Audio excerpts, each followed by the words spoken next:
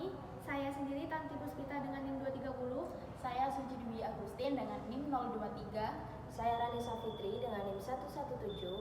Saya Cindy Revola Fitria dengan NIM 055. Saya Rahmadiatul Ais dengan NIM 142. Saya Rainadi Anugrah dengan NIM 199. Judul yang kami review dari artikel ini yaitu Uang dalam Tinjauan Ekis tahun 2017, penulis Emi Nur Saidi, SEME. Latar belakang yang mendalam artikel ini yaitu peranan penting uang dalam kehidupan modern yang dimulai dari sistem barter hingga evolusi menjadi uang logam, kertas, dan giral.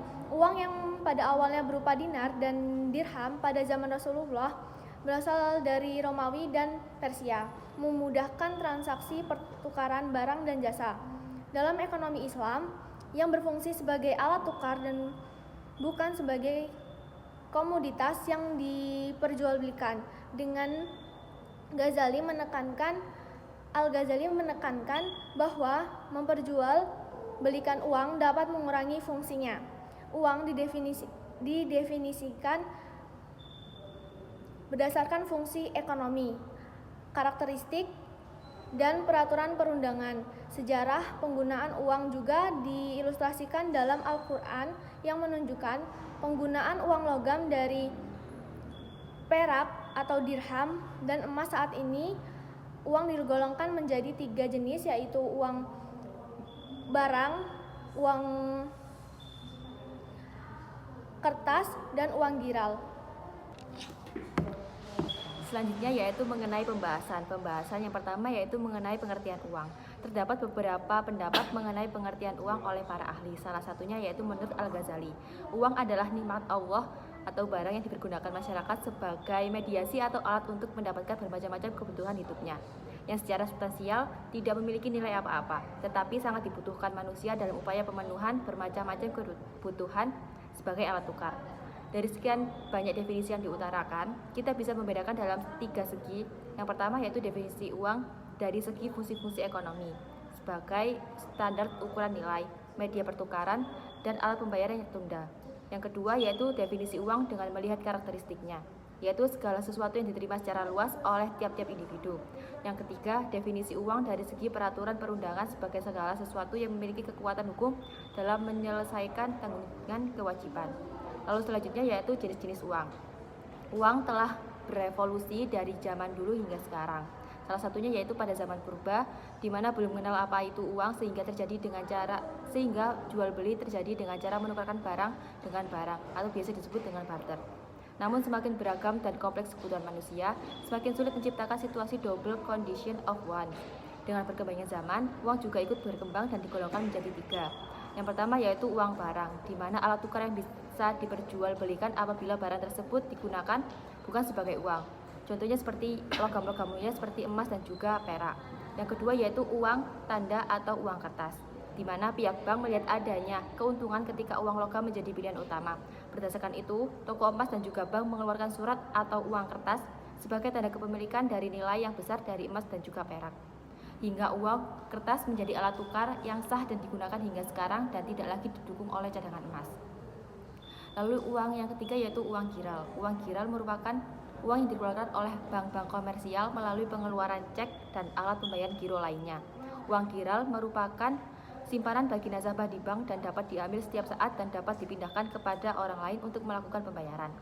Lalu selanjutnya yaitu teori tentang uang. Teori nilai uang sangat penting karena membahas masalah-masalah keuangan yang berkaitan dengan nilai uang. Teori tentang uang ini dibagi menjadi 2, yaitu yang pertama teori uang statis, di mana teori ini disebut statis karena tidak mempersoalkan perubahan nilai yang diakibatkan oleh perkembangan ekonomi. Contohnya salah satu yaitu teori metalisme, teori konvensi, teori nasionalisme, dan juga teori negara. Lalu yang kedua yaitu ada teori dinamis, di mana teori ini mempersoalkan sebab terjadinya perubahan dalam nilai uang. Dan contohnya adalah yang pertama teori kuantitas, yang kedua teori persediaan kas, dan juga yang ketiga teori ongkos produksi. Lalu selanjutnya adalah petunjuk Al-Quran terhadap uang. Pada masa pemerintahan Nabi Muhammad SAW di Madinah, dinar dan dirham sudah dijadikan sebagai satuan moneter. Dinar diimpor dari Roma dan dirham dari Persia. Sesuai dengan Quran Surat At-Taubah ayat 34 yang artinya, dinar dan dirham adalah satu satunya mata uang yang Hai orang-orang yang beriman, sesungguhnya sebagian besar dari orang-orang alim Yahudi dan rahib-rahib Nasrani benar-benar memakan harta orang dengan jalan batil dan mereka menghalangi manusia dari jalan Allah. Dan orang-orang yang menyimpan emas dan perak dan tidak menafkahkannya pada jalan Allah, maka beritahukanlah kepada mereka bahwa mereka akan mendapatkan siksa yang pedih, di mana menunjukkan bahwa satuan uang emas dan perak sudah dipakai jauh sebelum masa pemerintahan Nabi Muhammad. Larangan pada ayat di atas tertuju kepada penimbun emas dan perak, di mana emas dan perak yang dijadikan sebagai mata uang dan juga alat tukar. Rasulullah SAW telah menetapkan emas dan perak sebagai mata uang dan menjadikan hanya emas dan perak sajalah sebagai standar uang, di mana standar barang dan jasa akan dikembalikan kepada standar tersebut. Ketika Allah mewajibkan zakat uang, maka Allah telah mewajibkan zakat tersebut untuk emas dan juga perak. Kemudian ditentukan nisab zakat tersebut dengan nisab emas dan juga perak. Selanjutnya yakni fungsi uang dalam sistem ekonomi konvensional dan juga sistem ekonomi Islam. Uang berperan penting dalam perekonomian karena memiliki fungsi yaitu sebagai alat tukar, satuan hitung, dan penyimpan kekayaan. Akan tetapi ada pula yang mengatakan bahwa fungsi uang lainnya yaitu sebagai alat pembayaran tunda. Dalam sistem perekonomian kapitalis, uang tidak hanya sebagai alat tukar yang sah, melainkan juga sebagai komoditas. Menurut sistem kapitalis ini, uang juga dapat diperjualbelikan. Lebih jauhnya lagi, uang juga dapat disewakan. Sedangkan dalam Islam, apapun yang berfungsi sebagai uang, maka fungsinya hanyalah sebagai alat tukar. Ketika uang diperlakukan sebagai komoditas oleh sistem kapitalis, sehingga berkembanglah apa yang disebut sebagai pasar uang. Terbentuknya pasar uang ini menghasilkan dinamika yang khas dalam perekonomian konvensional, terutama dalam sektor moneter. Transaksi di pasar uang ini tidak berdasarkan pada motif transaksi yang real sepenuhnya, bahkan sebagian besar diantaranya mengandung motif spekulasi. Kesimpulan yang didapat dari judul artikel kita, uang dalam tinjauan ekonomi Islam, yaitu sejarah uang adalah cerminan evolusi peradaban manusia, dari barter sederhana hingga kompleksitas sistem keuangan modern. Uang telah mengalami transformasi yang signifikan. Perjalanan ini melahirkan berbagai teori dan pandangan yang beragam tentang nilai dan fungsi uang. Islam sebagai contoh memberikan perspektif yang unik dengan menekankan peran uang sebagai alat tukar semata. Pemahaman yang mendalam tentang sejarah dan teori uang sangat penting untuk memahami dinamika ekonomi global yang terus berubah, terutama dalam konteks tantangan seperti inflasi dan ketidakstabilan keuangan.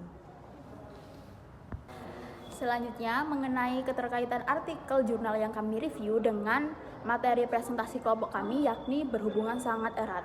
Karena artikel jurnal yang kami review membahas secara mendalam terkait uang dalam tinjauan ekonomi Islam dan berkaitan erat dengan materi presentasi kelompok kami yang mengenai konsep uang dan permintaan uang dalam Islam. Dalam ekonomi Islam, uang dipahami sebagai alat tukar yang diciptakan untuk memudahkan transaksi barang dan jasa. Artikel ini menjelaskan bahwasannya uang dalam Islam tidak dianggap sebagai komoditas yang dapat diperdagangkan atau diinvestasikan, berbeda dengan pandangan kapitalis yang seringkali memanfaatkan uang sebagai instrumen spekulasi dan riba. Uang dalam Islam memiliki nilai hanya sebagai media pertukaran, medium of exchange, dan alat penyimpan nilai, bukan untuk menghasilkan keuntungan secara mandiri. Artikel tersebut juga menguraikan evolusi penggunaan uang, mulai dari sistem barter hingga penggunaan emas dan perak, kayak dinar dan dirham, sebagai mata uang yang sah. Pada masa Rasulullah, ini memperkuat prinsip Islam yang menekankan keadilan dalam transaksi dan mendorong penggunaan uang untuk kepentingan real, bukan untuk akumulasi kekayaan yang tidak produktif. Sekian review dari artikel kami. Wassalamualaikum Warahmatullahi wabarakatuh.